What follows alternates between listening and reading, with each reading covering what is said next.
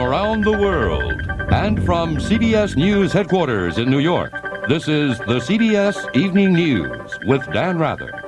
Good evening. There is word from Poland tonight indicating that at least some elements of the Solidarity Union have a New Year's resolve to fight on and fight back. Bob Simon has details in Washington. It was a true note from the underground. The author, a former paratrooper named Zbigniew Buzak. At 27, he's the senior Solidarity leader still at liberty. His handwritten appeal was addressed to soldiers and policemen. It called on them to listen to their conscience and not allow themselves to be used in the waging of war against the nation. Buzak escaped arrest 15 days ago when most of his fellow Solidarity leaders were seized by police in Gdansk. He's known as a charismatic figure. He's often thought of as a possible successor to Lech Walesa. He insisted in his note that Solidarity is still alive, still able to function, because of what he called acts of bravery and defiance by its members. Addressing himself to the families of those detained, Buzak said he believed that out of your suffering will come a Poland without prisons and internment camps, a Poland without police roundups and without constant fear. On the other side of the political divide, a soldier on patrol in Warsaw said in an interview that even though the troops are carrying rifles at the ready, the weapons are not loaded. The only aim, he said, is to scare people. Other army sources said that in an effort to boost morale, Polish officers were given an unusual Christmas present this year, chocolate and vodka from the Soviet Union. Bob Simon, CBS News, the State Department. A week and a half after he was taken into custody, Lech Walesa still has not been heard from directly. What he thinks about continuing to fight on or giving in or seeking compromise simply is not known. Neither is his condition. The Roman Catholic Church, CBS News has been told, now is trying to get Walesa transferred to church property in Poland, under government guard, but on church property. So far, Walensa's military captors have refused. In his report, Bob Simon noted that Polish officers had received chocolate and vodka, courtesy of the Soviet Union. But for the average Pole, New Year's Eve brought no extra ration of chocolate to eat or vodka to drink, and certainly not much to make merry about. Yet, as Tom Fenton reports from his London Listening Post, that didn't stop the Polish media from trying to make it seem like a Happy New Year. Polish Chief of State Henryk Jablonski extended his best wishes to the Poles, told young people he understood their problems even if they had been led astray, and urged all Poles to work harder in the new year for the good of the nation. Polish television, in keeping with the holiday spirit, showed grateful citizens showering gifts on the soldiers and militiamen who enforced the martial law that governs their lives. Poles who watched this propaganda may have reflected tonight on the results of 3 weeks of martial law. At least 8 deaths and possibly many more at the hands of the forces of order, thousands of arrests and detention without charges, often leading to summary trials and prison sentences that cannot be appealed. Poland is a country occupied by its own army and police, who are seen by a large part of the population, the 10 million workers who belong to Solidarity, as the new enemies of the working class. The army has lifted the curfew for New Year's Eve, but Poles can be forgiven if they find little to celebrate.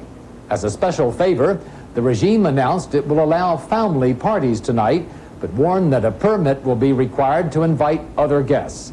For the regime, apparently, a family gathering is a party, anything larger, a potential conspiracy. Tom Fenton, CBS News, London.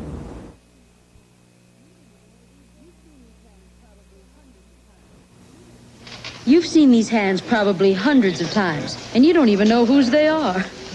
They're mine. I'm a professional hand model, so my hands better look good, and that's why I use Rose Milk skincare lotion. Rose Milk is made with tiny moisturizers, less than 1/4 the size of ordinary lotions, so it smooths and softens your skin thoroughly, and Rose Milk isn't greasy. Take it from someone who depends on soft, smooth hands for a living. There's nothing like Rose Milk. Is that the new Publishers Clearinghouse sweepstakes you just got? Yeah? How come you haven't sent it in? Who are you kidding? It's just a big come on. That's what I used to think. I've got more important things to do. That's what I used to think. Me? I haven't got a chance. That's what we used to think. You know that new Publishers Clearinghouse sweepstakes you just got? What's your reason for not sending it in? Lots of clearinghouse winners used to think that too. Come on, send it in. Polish authorities today announced proposed price increases which could triple the cost of some basic foods. The Reagan administration says it had been expecting this. More from Bill Plant with the president in Palm Springs, California. CBS News has learned that the U.S. Embassy in Warsaw believes that the Polish government will not lift martial law until after it has substantially increased the price of food. Several times in the past, food price increases have caused unrest in the streets, and they were a major factor a year and a half ago in the emergence of solidarity. Administration spokesman said again today that the U.S. hopes to see an end to martial law, then noted disapprovingly that local elections in Poland have been canceled indefinitely. In a New Year's message to other nations for broadcast outside the United States, the president talked about the imposition of martial law in Poland. Last year, we saw the workers of Poland struggle to edge their country closer to freedom. And instead, they were given bloodshed and oppression. Americans, said Mr. Reagan, are confident that freedom will prevail. To all who yearn to breathe free, who long for a better life, we think of you. We pray for you. We're with you always. As for the president, he was with friends on the Palm Springs estate of Ambassadors Walter and Lenore Annenberg today, enjoying what he jokingly refers to as his annual game of golf. Tonight he'll be joined by several of his cabinet secretaries and numerous other friends for a traditional New Year's Eve party. Bill Plant, CBS News, with the presidential party in Palm Springs. British Prime Minister Thatcher today became the first leader of the Western Alliance to urge support for President Reagan's sanctions against the Soviets, the first and the only one. We must all stand together, said Mrs. Thatcher, and we must in some respect follow that lead given by President Reagan. One of the most reluctant to follow the lead is West Germany, and in a New Year's message taped during his Florida vacation, West German Chancellor Helmut Schmidt hinted at that. Schmidt also hinted what would have to happen to make him change his mind. Susan Spencer reports from Cologne. In his New Year's Eve greeting, German Chancellor Schmidt implied that the Germans' hands-off policy might change if in 1982 the Soviets intervene in Poland. Said Schmidt, that would endanger peace in Europe more than the continuing Soviet military intervention in Afghanistan, an action which did draw German support for U.S. sanctions. Apparently pleased with the current position of the government, Polish Deputy Premier Rakowski ended his two-day visit here declaring good results. And a leading West German businessman with whom he met said Rakowski had told him that the military now recognizes that the deteriorating Polish economy may force an end to martial law and prompt the freeing of union leaders in a relatively short time. The military government hasn't enough economical experts, which is very important, and that the military government cannot motivate the workers not only to return to their job, but to increase their activity, their economic activity. But he didn't point out any, let me say, schedule. But von Ammerungen said he was not led to believe that change would come prior to Monday's meeting of the Common Market. And as they said goodbye to Rakowski, that may be what concerns German leaders the most. For defending their leave Poland alone policy would be a lot easier had Rakowski left some promises behind.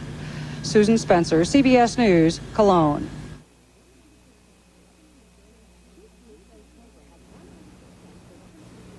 This Shield Show's total has 100% of the recommended daily allowance of these 9 vitamins and iron. Right. Put Total Shield on one of these boxes. See how the 9 vitamins compare. I'll try cornflakes. 25%? Total's much higher. How's Total taste? Crisp whole wheat flakes. Mmm. And 100% of these 9 vitamins. That's the total difference. Years ago, my mother told me a secret I never really believed. She said oil of Olay had helped her look younger. Then one day I looked at her, really looked at her when she wasn't wearing makeup. Her skin looked radiant, almost glowing. I don't think anyone would guess her age, even if they caught her with nothing but mascara. That was the day I started using oil of Olay, myself. Believe in the secret of oil of Olay. It can help you look younger, too. A policeman in Newark, New Jersey, last night shot and killed a member of the Guardian Angels. Police say the officer fired because he thought his partner was in danger. The guardian angels call it murder. Chris Kelly looks at both sides of the story. It started as a routine anti-crime patrol through a Newark housing project and ended at a hospital after guardian angel Frank Melvin had been killed by a policeman's bullet. Listen to Melvin's widow. I think he was murdered because they say he came out, he had his arms up in the air and his jacket open. He said, I'm a guardian angel, and they shot him. The only fact that everyone agrees on is that the police and an angel patrol came upon each other while investigating a burglary near this tavern. One shot, and Frank Melvin, the angel patrol leader, was mortally wounded in the street. There are glaring contradictions about the circumstances of Frank Melvin's death. Police say only 2 officers were involved. The guardian angels say there were at least 6, and that Melvin was given no warning to halt. The cop, without saying stop or freeze, he just shot him in the chest. Apparently, he either said halt twice or freeze once and halt once. Officials said police officer Milton Medina thought Melvin was going for his partner with a weapon. Medina has been taken off patrol while the department investigates the incident. It's a question of whether or not a police officer was doing his job properly and legally. It's the first time a guardian angel has been killed on street patrol, but it's not the first time the young volunteer crime fighters have been at odds with police. The group began by patrolling New York subways late at night to discourage muggers. Now they have chapters in about 30 cities, often without official approval. Curtis Sliwa, its founder and leader, has gained national notice, publicizing the group with such activities as his own honeymoon last week, patrolling a subway train with his bride. Today, Sliwa denounced what he called the murder of his comrade. How can it be that you go out there and risk your lives against the thugs, the muggers, the crooks, the dope dealers, and not once has any of them shot us or stabbed us? All the time, the cops. And while Sandra Melvin and her children mourn a fallen angel, the group says it will be on patrol again tonight. Chris Kelly, CBS News, Newark, New Jersey. The letter to the newspaper was a desperate cry for help. It triggered a race against the clock. A stroke before midnight, the birth of a new year, was the deadline. A human life was at stake. Marty Sender has the story. After giving it serious thought, the letter read, I have decided.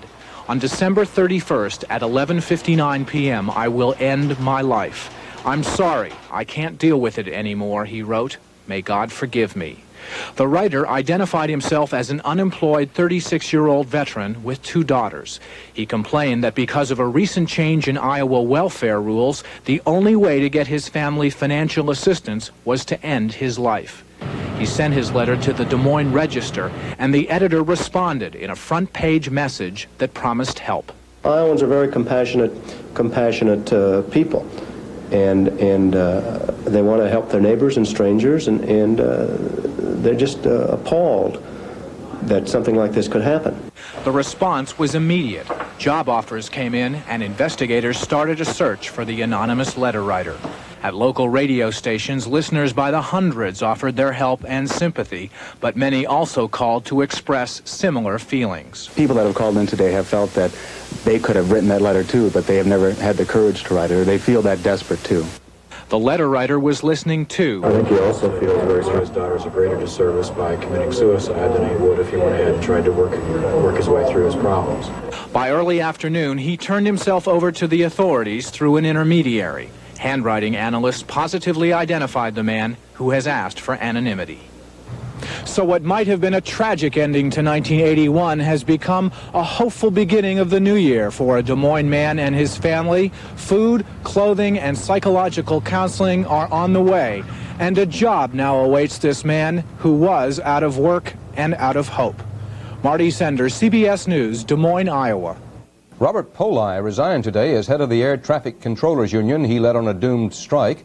That strike resulted in the firing of more than 11,000 members and the decertification of the union. Poli said, I hope my resignation is a signal to take the fired controllers back. I am the symbol of the strike. But a spokesman for President Reagan said Poli's departure will not change Mr. Reagan's refusal to rehire the fired controllers.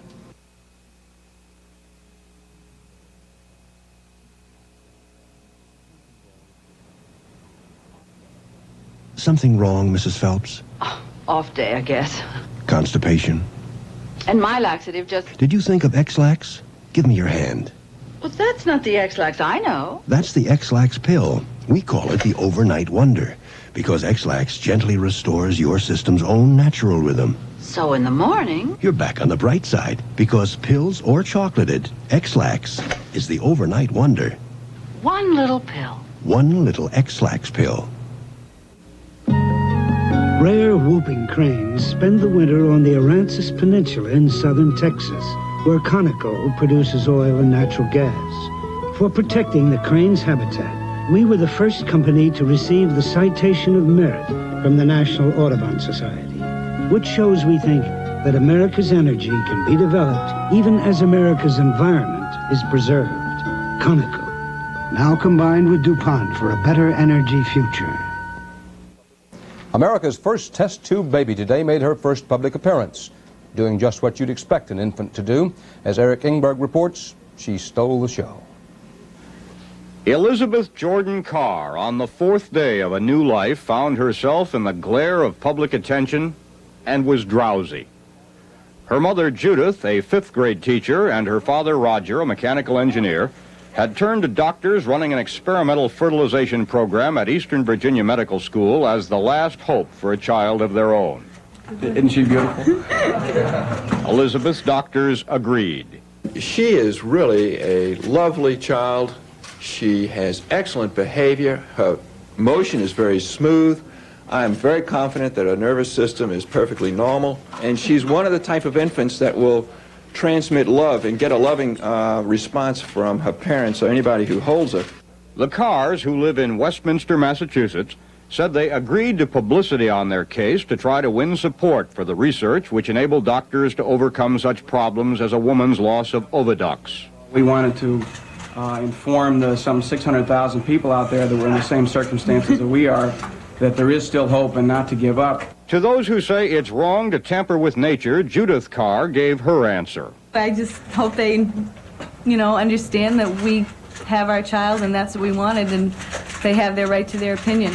Asked by reporters about the cosmic and political questions involving Elizabeth's birth, Mom was more concerned about mom questions.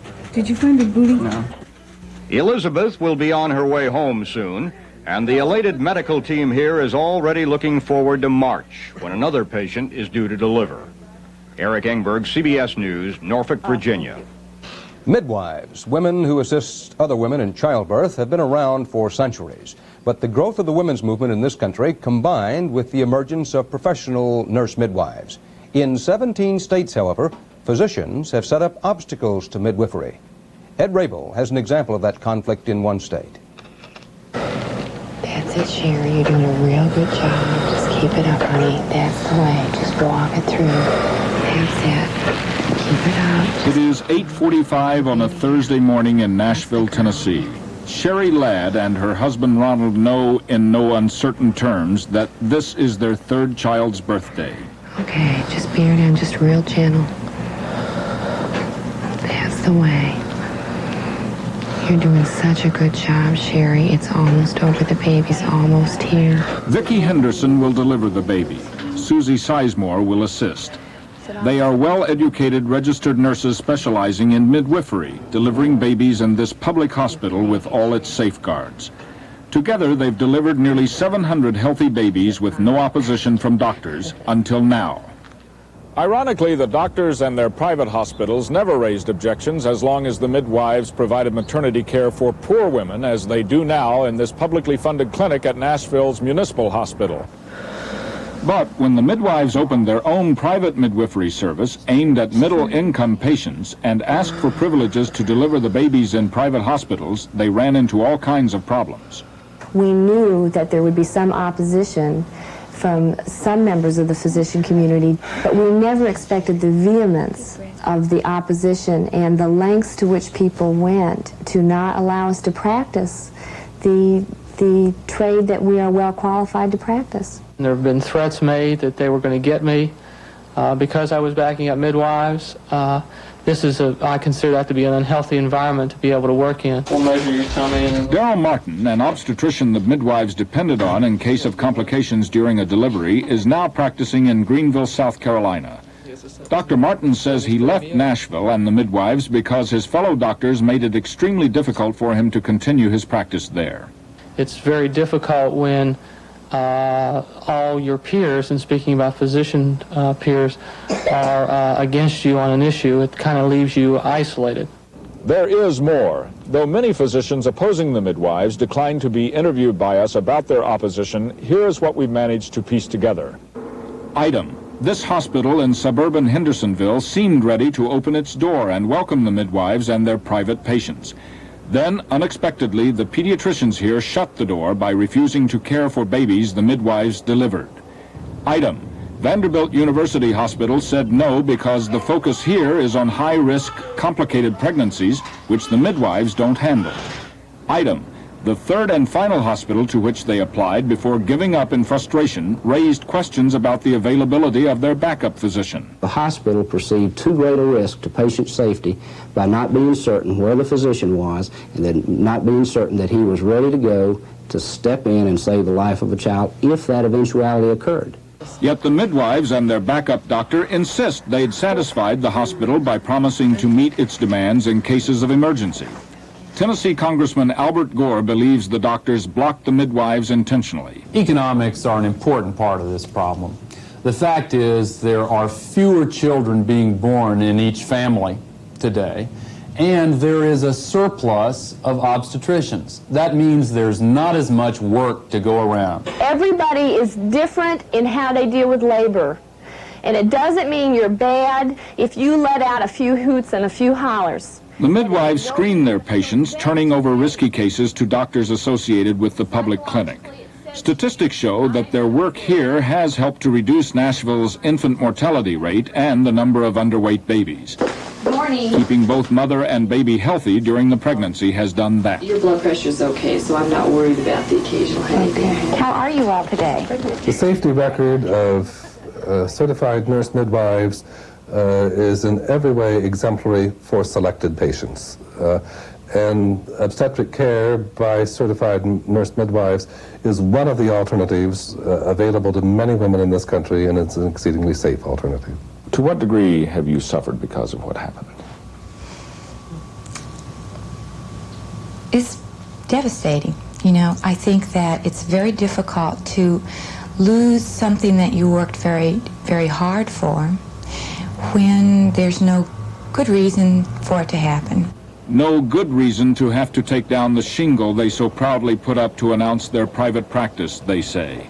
No good reason still to be strapped with the $50,000 debt to start the practice, they say.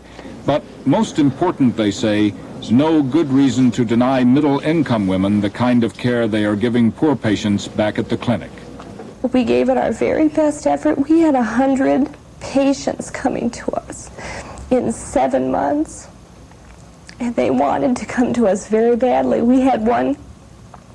It's just, it was so important, and you feel like you've been a failure, and it's not your fault. That's the way. Good job.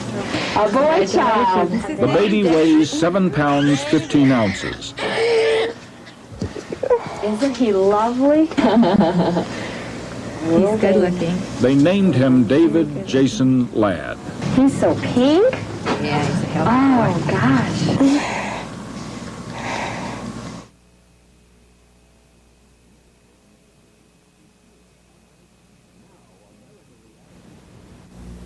Now, America reacts to Sears half-price paint sale. Washington thinks $5.99 on one-coat ceiling paint is a capital idea. Half price. In the Windy City, $6.49 for one-coat semi-gloss has left them breathless. Half price! And in Los Angeles, Sears one-coat washable color fast spot-resistant interior flat is a star at $5.99 a gallon. Half price. From coast to coast for great paints at half price, you can count on Sears. Polydent presents Martha Ray, TV star, denture wearer. You know, when I clown in front of that camera, this big smile needs something extra. Extra strength Polydent Green. It gets my dentures sparkling clean. Watch, tough lab stains. Now, extra strength Polydent. It's fantastic. Gets tough stains clean, even in between. So take it from a big mouth. Extra strength Polydent Green gets tough stains clean. Among the illogicalities of American life are our coins. The dime is smaller than the nickel, even smaller than the penny.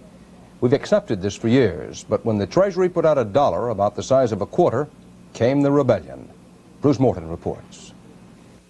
In the beginning, there were 500 million of them, the Susan B. Anthony $1 coin. The signs bragged on it some. They were wrong. You'll have it back. I'm sorry. It's all right. I don't want to take those damn things. What's this? That's our new silver dollar. No, may I have the dollar, please? The Susan B. Anthony dollar is the Edsel of American coinage. Is there any demand for the Susan B. Anthony dollar? No, not at all. Officials at the U.S. Mint give these numbers. 315 million of the coins are in circulation. None is now being minted except in special sets for collectors.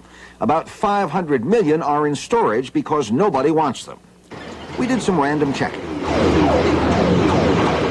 At this New York video game arcade, the machines take the dollar coin and give you an extra game for using it.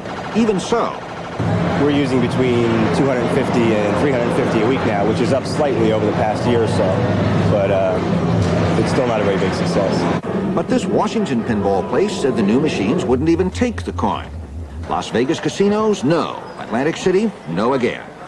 New York's bridges and tunnels take the coin at toll gates, but not often. The various toll gates take in about $630,000 a day. Just $800 a day are Susan B's. A Washington fast food place, they get about one a week. It's a useless coin. I don't think I've ever seen one. We did try to distribute them, and people refused to take them. Too much like a quarter, people said. The size is close. Way back when the dollar of the future was new, they even came and put a little sign on this vending machine here at CBS News in Washington. We're still waiting, but we're not holding our breath. Bruce Morton, CBS News, Washington. And that's the CBS Evening News for this Thursday and for this year. Dan Rather reporting from New York. Thank you for joining us. Good night and Happy New Year, everybody. Is that the new Publishers Clearinghouse sweepstakes you just got? Shh. How come you haven't sent it in? Intelligent people don't enter contests. That's what we used to think. Contests? They're probably rigged. That's what I used to think. There's gotta be a catch. That's what we used to think. You know that new Publishers Clearinghouse sweepstakes you just got? What's your reason for not sending it in? Lots of clearinghouse winners used to think that too. Come on, send it in. I got an idea. Let's pick them up from the ground, Grandpa. Oh, nature tells us an apple picked is better than one picked up. Better for you and better tasting. You sure know about nature. That's why we eat grape nuts. Grape nuts is a blend of nature's wheat and barley baked up for a good nutty taste with no sugar added and a real crunch. You sure know about cereal. Post Grape Nuts cereal with a crunchy good taste compliments of nature.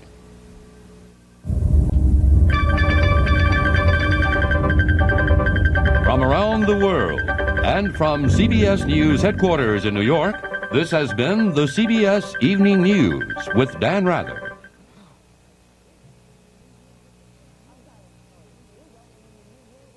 I'm Diane Sawyer. We'll welcome in the new year with the first news of 1982. So join us tomorrow on Morning. This is CBS. Mayor Fulton is upset with plans to house more prisoners here in Nashville. We'll have details coming up next on Eyewitness News. It's JCPenney's New Year's Day Super Sale. Men's downfill parkers are 1/2 off now, $49.99. Shop noon to 5 Friday at these JCPenney stores.